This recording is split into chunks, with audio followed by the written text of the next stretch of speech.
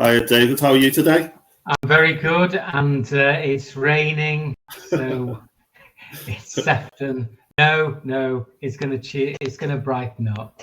I think the weather on the day we did this recording with Abi Whistance of the Liverpool Post online newspaper, which is an independent newspaper, I think the day that we recorded it, the weather was slightly different, but we'll see what the comparison's like. But this is a fantastic podcast with someone who is an editor and a reporter at an independent local newspaper. We speak a lot about news deserts and people getting the news from alternative routes through social media, which can be quite... And it was really nice to speak to Abi to see that there's an organisation out there that's doing well in the local news market. How did you think it went?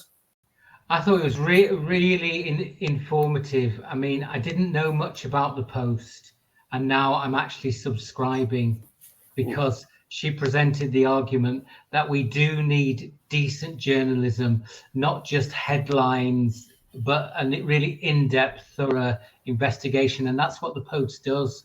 It looks at issues in the area and investigates them, not just for a day with half a story, but a full story. And some of the Post's articles are amazing, and things have been exposed. We know about what's happening because of the Post. So I thought she was a terrific journalist because she wanted to unveil the truth rather than just present her own truth. Absolutely. And Abi speaks very well. She had a few problems with a video technology, which we'll let Abi off with. So you won't be able to see her face, but you can hear her voice, and she speaks so well. And I think the thing is that they spend months researching stories. It is proper investigative journalism. And she uses facts and really gets to the heart of an issue. Her and Lawrence do, the reporter who works there. But they've spoken about things such as children's services in Sefton, also the Big Help, which was an organisation that was in Sefton as well as other areas. But I found it really interesting how some of the issues we've had in Sefton, she was referencing similar situations and similar things going on in other areas of the Liverpool area, which was very, very, very, very interesting. And she said things like, which, we know, and we know it's part of human nature to a degree, but it's still not acceptable that councils lack a lot of transparency. That, when the riots happened, she did a lot of work on the causes of the riots, not just what happened, but why are people rioting? What is going on? And the most interesting thing was their model of people subscribing for free, but also subscribing and paying. I'm a paid subscriber too. And getting quality news where you get headlines, you get key info, but you get these really in-depth articles that really get to the heart of the issue. And I just think it's fantastic to see it doing so well. Absolutely, because if you go back 20 years, we had the Crosby Herald, there was the Bootle Times, there were lots of local papers that could tell you stuff. The Liverpool Echo people bought on a regular basis. And that seemed to have gone and not been replaced by anything except suddenly there's a post on social media which sometimes is fake news, and then you end up and you don't know. I think to actually promote intelligent, truthful journalism in Sefton is the way to build a better Sefton. So it's built on truth. That's and right. Not fear or manipulation or greed. Abi's also asked for people to follow the Post, to subscribe, but also to send her info about issues that they think are important for her to look at, and included all the information in the podcast notes. So it was just such a great story. It really aligns with our values as well. And don't forget our values. Our values aren't to reinforce our opinions and to ram opinions down people's throats, but to give people facts, to share information, to be transparent, to be accountable. And I think the Post is such a good organisation in that regard, and I do urge people to support them. We should be promoting and strengthening intelligent, truthful journalism.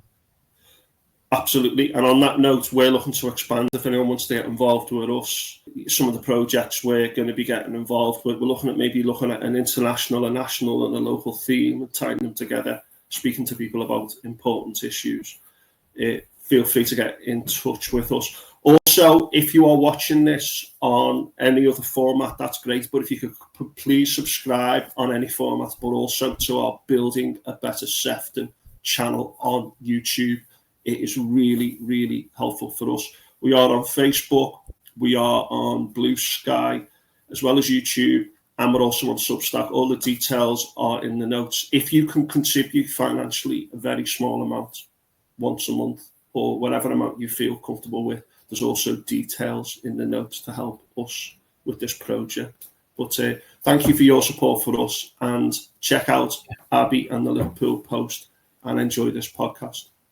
Yeah. Take care. No.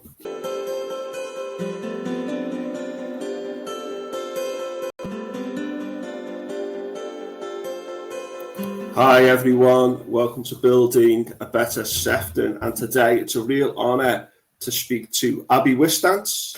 Cool, and Abi is the editor and reporter at the Liverpool Post online independent newspaper. We're going to find out all about that in a minute. So Abi, how are you today? I'm really well, how are you? Yeah, I'm good. David's going to talk about the weather now, so David, we're in a good mood today. How are you? Yeah, I'm very well, and the sun is out. It's great, you know. So perfect day for the beach, unless of course you're working. Welcome, Abi, and thank you for coming on. Could you just explain to the listeners about how, in Building a Better Sefton, your role as a reporter in a newspaper is going to actually make a better Sefton? Yeah, absolutely. I think it's something that's really important to us, and that's one of the reasons why we started the paper or started the website 5 years ago. There's been a real decimation in the media landscape in terms of covering loads of different communities, but Sefton included. And one of the things that we strive to do is make sure that there's good coverage of councils, holding councillors to account, holding local authorities to account, making sure that they're fulfilling their obligations to people. And we've done this across as many councils as we possibly can. We're a fairly small team, there's just the two of us, but we've done some really important reporting in Sefton over the years. And one of the things that we're really proud of, it's probably our reporting about Sefton's children's services, which I know we'll talk about a little bit later. But that's a real landmark piece for us, that expose that my colleague Jack did a few years back. We see a lot of horror stories across local authorities, and a lot of the time journalism, because there aren't as many journalists around anymore, and clickbait, the era that we live in, makes it very difficult for things to be covered in depth. There's no money in journalism anymore in terms of ad revenue.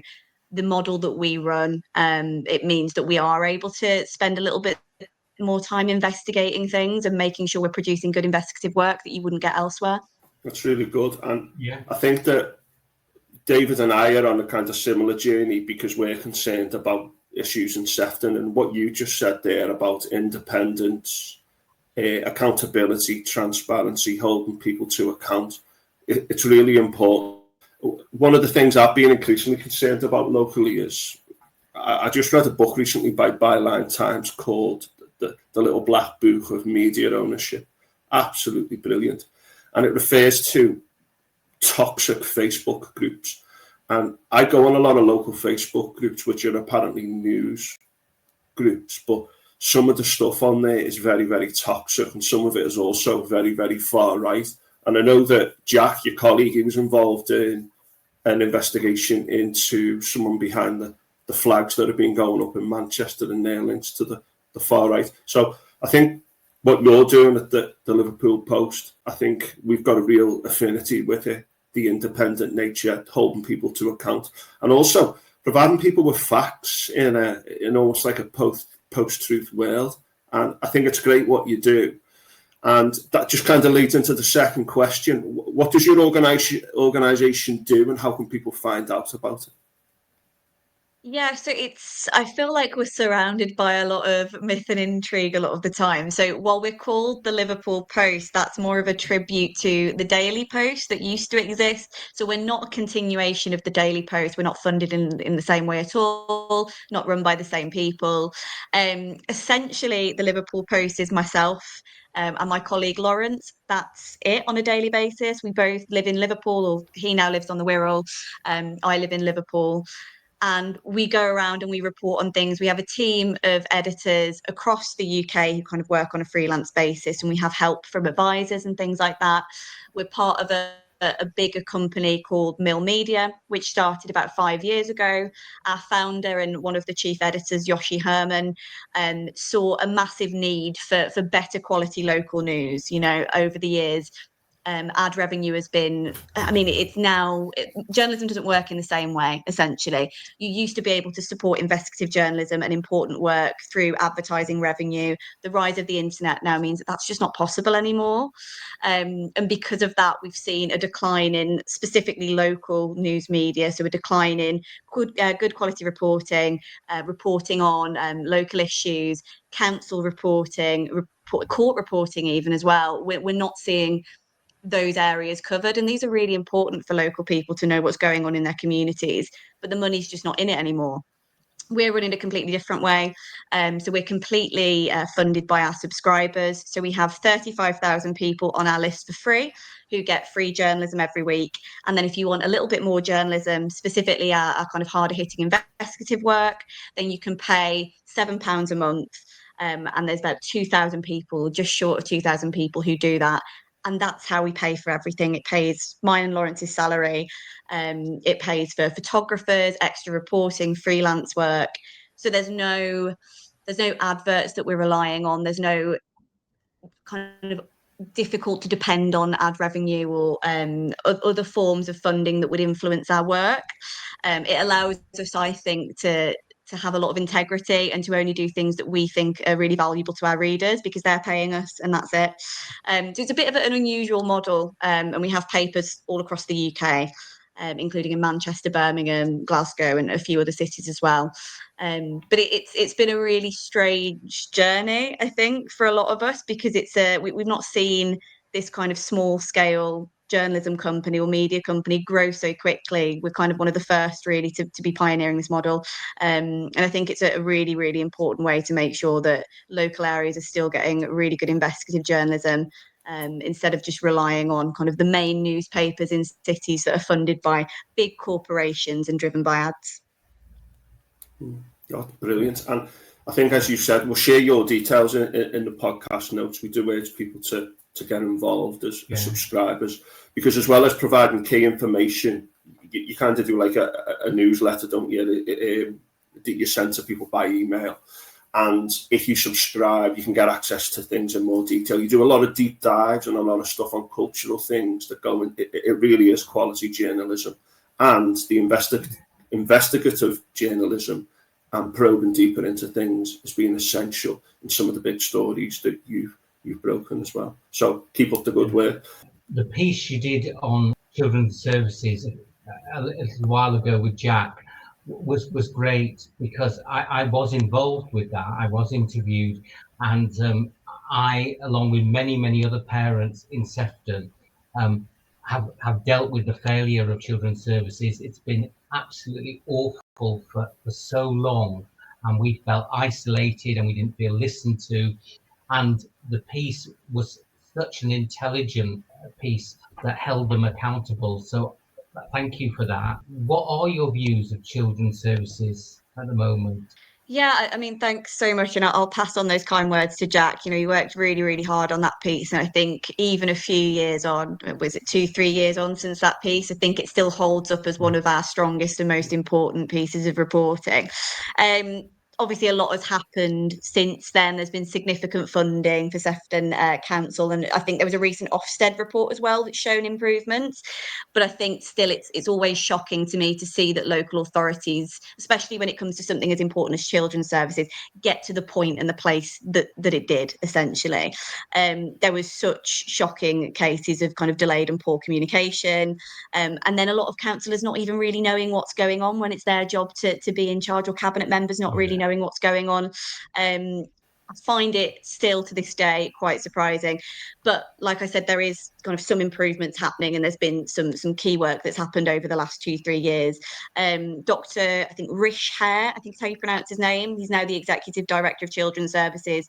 And there has been that Ofsted report recently, I think it was last month, that's rated their services as good, which is a huge improvement over what we saw 2-3 years ago. But as always, I still think there's a lot of work to be done. You can't come back from a position that dire in such a short period of time. So it's going to take a lot more work, I think, to make sure that we don't end up in a position like that again. And a lot of transparency as well. I see this across the board with a lot of local authorities.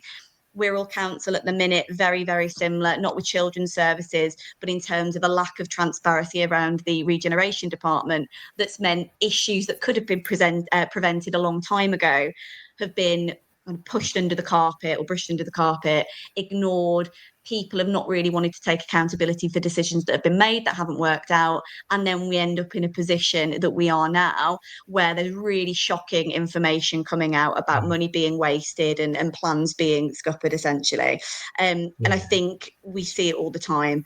People not wanting to say that they've made a mistake at the time, and instead pushing things down the line, and then 3-4 years later we end up in a mess, essentially. So my hope would be that this new work towards transparency around the children's department, and then obviously this new executive director as well, we can only hopefully move forward with that, and let's see over the next few years whether they are a bit more transparent over decisions that are being made. They've presented it as good, but it's only the social care aspect. Their whole education and send is still inadequate, but it's how the Sefton Council have launched this with their big banner saying they're good.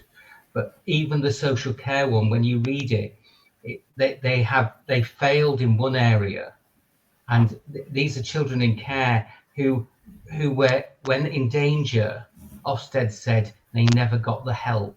So the most vulnerable children in care in Sefton, Ofsted have said they don't actually get any help, and disabled children and their families are never listened to. And it's as if Sefton ignored that and just all stood outside their headquarters with their banner saying, "We're good, isn't it wonderful?" We saw people in wine bars all cheering. That frightened me, that the Sefton media department were actually promoting their own image as well. Do you find that councils deliberately do this now? All the time, really. And it's so easy to take one line and run with it. And like I've just said there, I mean, the overarching thing is good, but underneath that, within the reports, there's still a lack of transparency across the board. It's across all councils, really. And I can understand it to a degree. You obviously want to champion the things that have improved over time, and maybe you don't want to draw attention to the things that aren't quite there.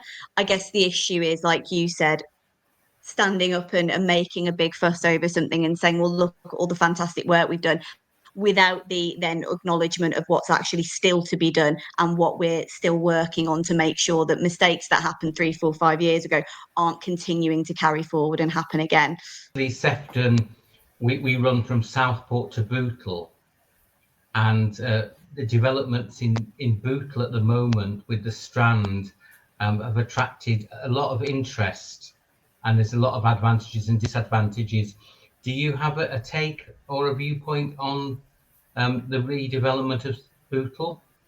I do, actually, and I find it to be a bit of a microcosm of the region in general, really. One of the first things when I started working in Liverpool, 3 years ago, the big topic was about the slow progression of development citywide, spiralling costs in areas, decreasing in value of areas because of the time it's actually taken to get spades in the ground. And I think it's a perfect example of that, really. And it's a topic I'd love to write more on, actually. We've covered it in smaller pieces, but I don't think we've ever done like a big extensive update in recent years about the Strand. In terms of other developments across the city, I mean, like I said, it mirrors them really in different ways. I mean, we've written a lot about the Chinatown developments in Liverpool, in that failed development, the way that the lack, again, we talk about lack of transparency, and I think that's something across the board for a lot of councils in Merseyside. The slow progress of Liverpool Waters as well is something that's of a big interest to me. That's a project that's been spoken about for many, many years, and yet we've still got a very long time until we start seeing the fruits of that. I think the Strand mirrors that, and the frustration that people feel about the slow developments that they see around them and the lack of improvements they see in their local area.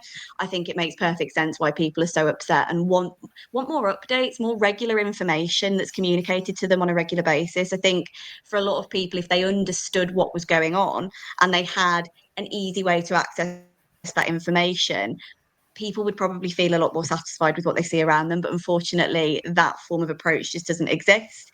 And it leads to people feeling a little bit disenfranchised and very frustrated and feeling like there isn't really any change happening in the local area. And the plans that have been promised to them, the developments that have been promised for years and years and years, are never going to come to fruition.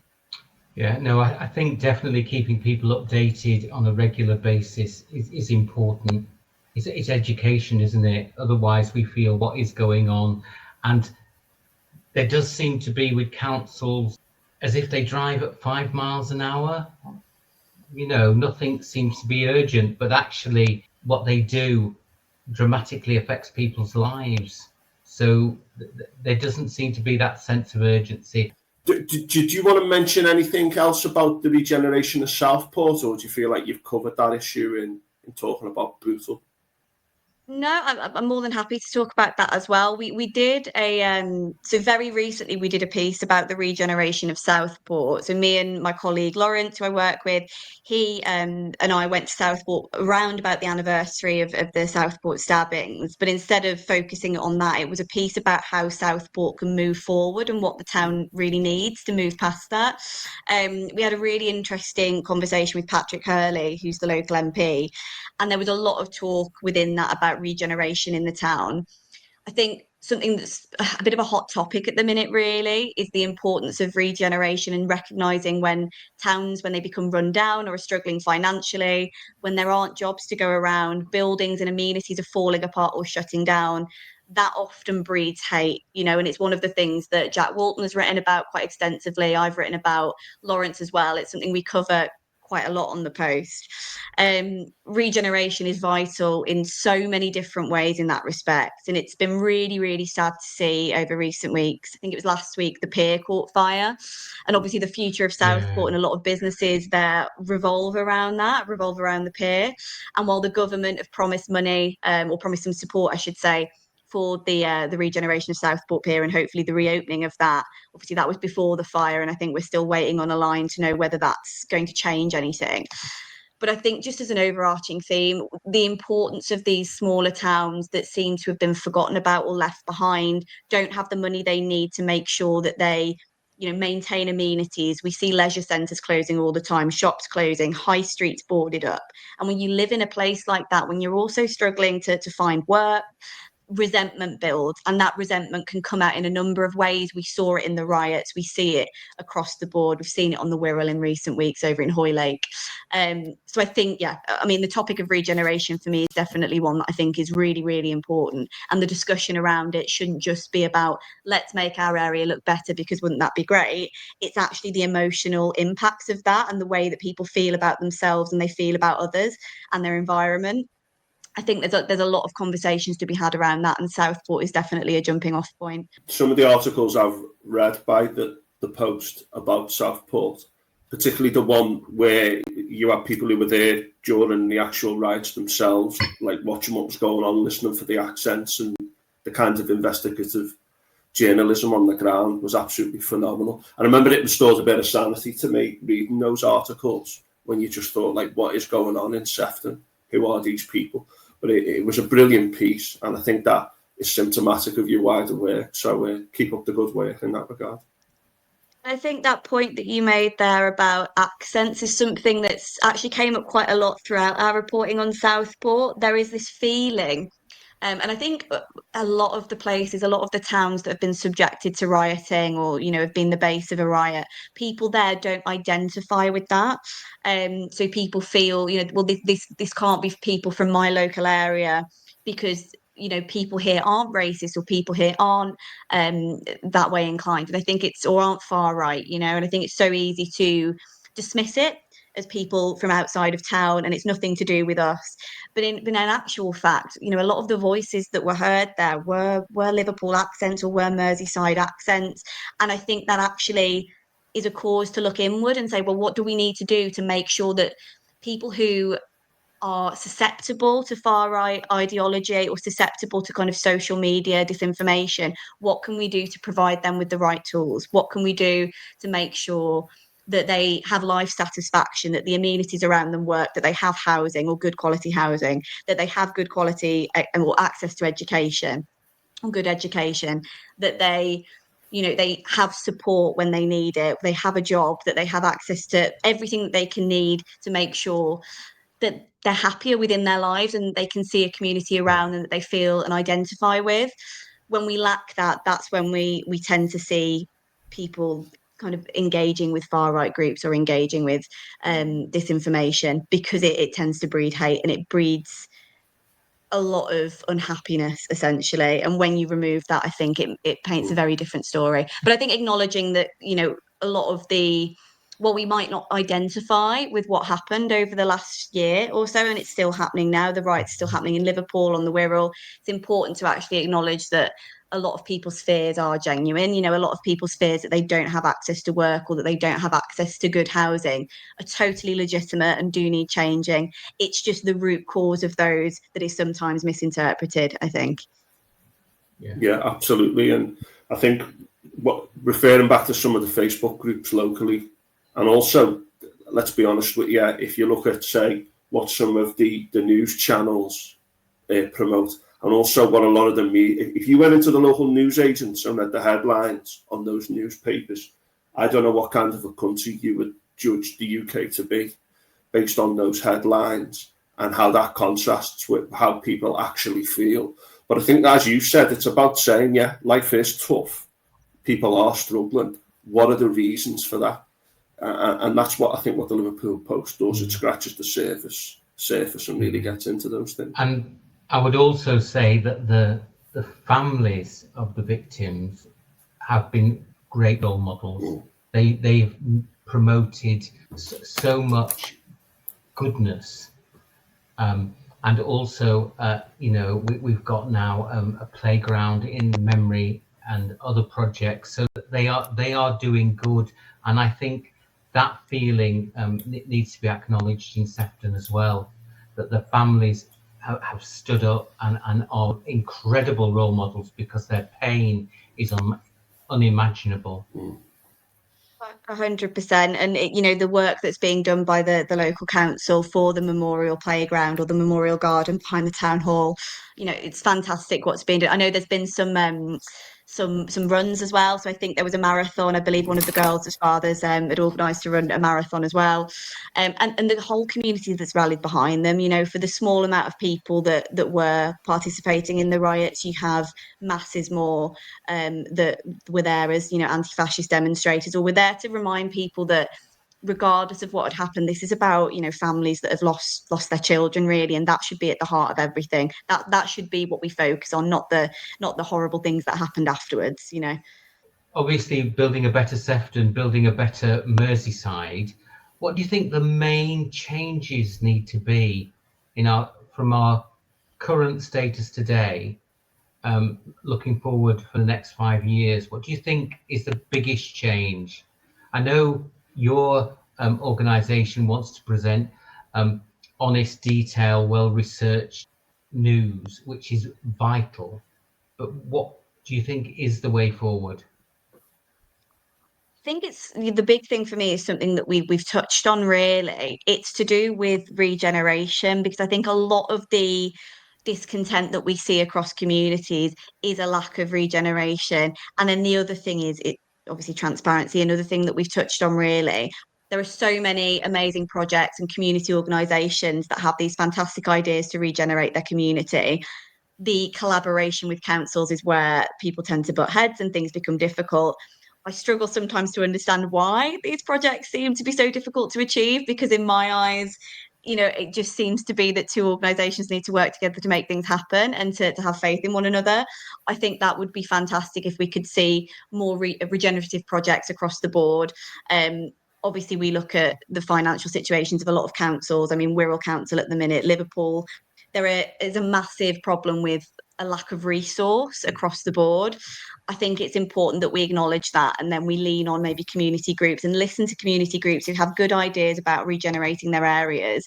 One of the things that we have covered quite a lot is something called Section 106 funding or Section 106 grants. It's to do with developments that happen. It could be housing developments, other projects. If they use community spaces or green space, some money can be set aside that can go towards either creating new parks, amenities, basically investing back in the local community to make sure that there's some form of benefit from housing development. We've got a huge housing crisis across the UK and obviously Merseyside itself. So we can't necessarily be opposing these housing projects, because if we want to see a change and we want to see better housing for people, then we must allow more housing to be built. But at the same time, that can't be at the detriment of local communities. And I think making sure that we're spending this 106 money and spending it well is a really, really important thing. And that's the biggest change that I want to see across the board. At the minute, it's not really being spent. A lot of the time, it's because it can take a long time to decide what the projects are going to be spent on, or what the money from the project is going to be spent on. It can be quite difficult because of various different rules and regulations to allocate the money based on distance from where the development happened. There's a lot of rules about what can and cannot be spent. So I understand there's some red tape around that can make things difficult. But ultimately, we've got this massive pot of money, in the millions across Liverpool. And in Merseyside, even more than that. I'm sure if you counted it, put it all together across all the local authorities, it would be an eye-watering sum. And all of that can be spent on making areas better and improving the livelihoods of people. And at the minute, it's just not being spent, or not very quickly anyway. So I think getting the ball rolling on that for regenerative projects is really important. And then transparency over what that money's being spent on, of course. I think that 106 thing, we'll have to look at that in a little bit more detail ourselves. And that's great work, and I think they're great points that you raise. Absolutely. But what are you most proud of that you have done that's contributed to building a better Sefton, building a better Merseyside? I think so. Myself, probably, I've been working on quite a long-term investigation for about 2 years. So it's a project that has been very, very difficult, time-consuming. Like I said, it's been 2 years in the making, and I've done 5 stories on it. It's my investigation into the Big Help Project, which was a charity in Liverpool. Yeah.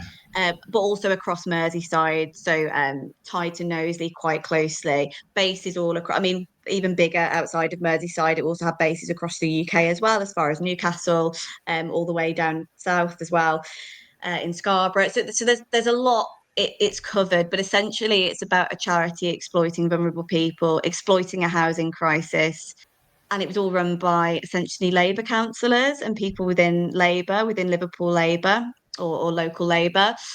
That for me, I think, is a really important piece of work. And it's something that is very close to my heart. I think when charities are misappropriating funds, lining their own pockets, essentially, and not spending money on groups of really vulnerable people that need it, not just homeless people or people lacking housing. It was also people with addiction problems, people with mental health issues. They were supposed to be supported in a way that they just weren't. They were failed completely and utterly in that way. We still got quite a lot of stories in the works about, I guess, the downfall of Big Help Project. It's now being investigated by the Charity Commission. A lot of its operations have now ceased, and a lot of its connected companies, entities and charities. So I think there was over 20 connected companies to the charity. A lot of those have now folded as well. Knowsley Food Bank is one that we're really keen to write about. That is now being investigated by the Charity Commission.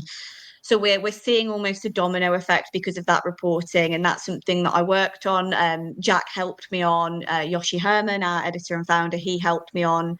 We had a big team of people working really, really hard to get those stories out there. And more stories like that is what we're always keen to do. You know, we know that we can't be everywhere all at once. There's only two of us. I live in Liverpool. Lawrence over on the Wirral. We try our best to cover as much as we can, but you know, we like I said, we are just two people. But that's why we really rely on our readers and people like yourself as well to get in contact with us and tip us off on things that you think need covering better. And then we try our very much our hardest to make sure that we cover those things well. But there's always gaps, so we're keen to hear about more charities, more big institutions that people rely on, that aren't quite doing what they say on the tin, essentially. Can I say I read your article and it was great. I mean, I was truly shocked. I couldn't, but as I was reading each sentence, I thought this can't be right. But it was so well written and so well researched, and well done for being the voice of those vulnerable people who otherwise would just be neglected. We wouldn't have known. So that was a great piece. Thank you very much. And I think, you know, in terms of Sefton, Jack's piece that he did on the children's services that we've mentioned a few times, very, very similar in terms of shining a light on something. And as you're reading it, you're going, this can't be right. This surely can't be happening. And it's behind closed doors. There are things that go on in local authorities, decisions that are made without proper scrutiny. Those are the key things that we're always very keen to keep an eye on, because like I said to you earlier, the local media landscape has been decimated. There aren't the high quantity and quality of journalists that we used to have holding people to account. So we're very keen to try and fill that gap as best we can, and hopefully in the future maybe hire a few more reporters so we can have a better coverage or produce more work. That would always be lovely.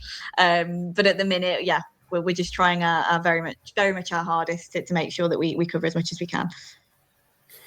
And I think, again, you might have just touched on it, but what do you think is the main criticism you face in your role?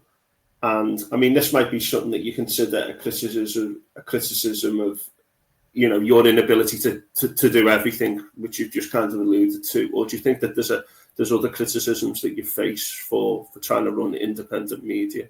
Is there anything that you want to share with us in that regard? Yeah, I mean, the big one, obviously, or one of the big ones we've already touched on, is the fact that we can't be everywhere all at once. There are so many stories that we get tipped off on.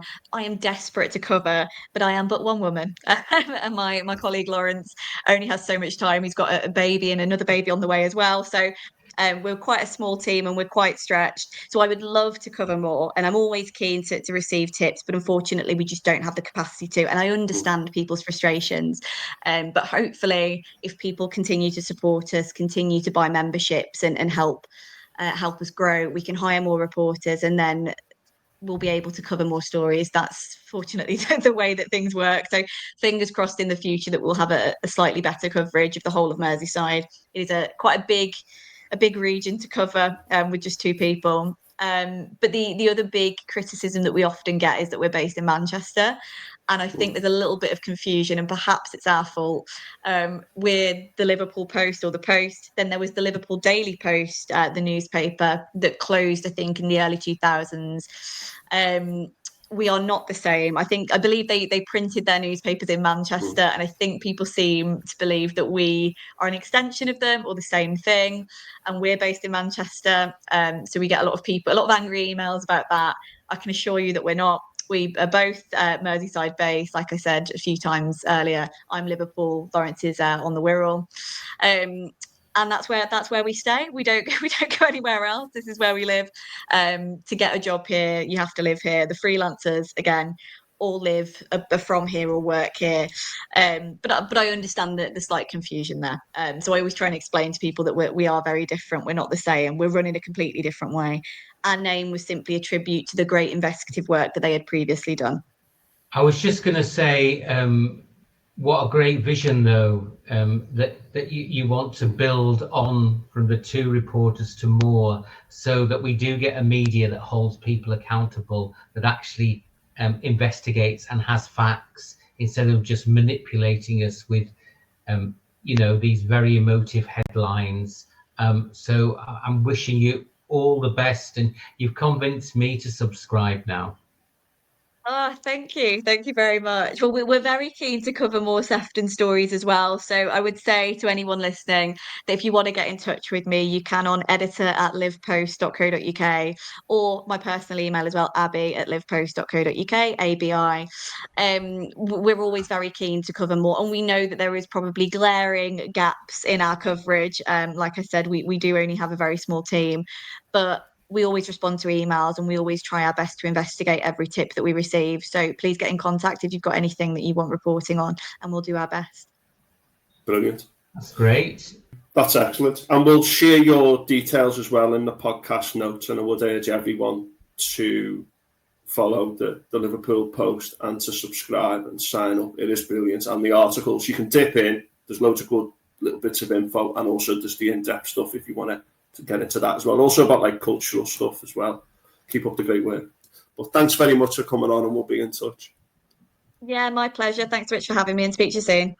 No worries. Cheers. Thank you. Take care. Bye.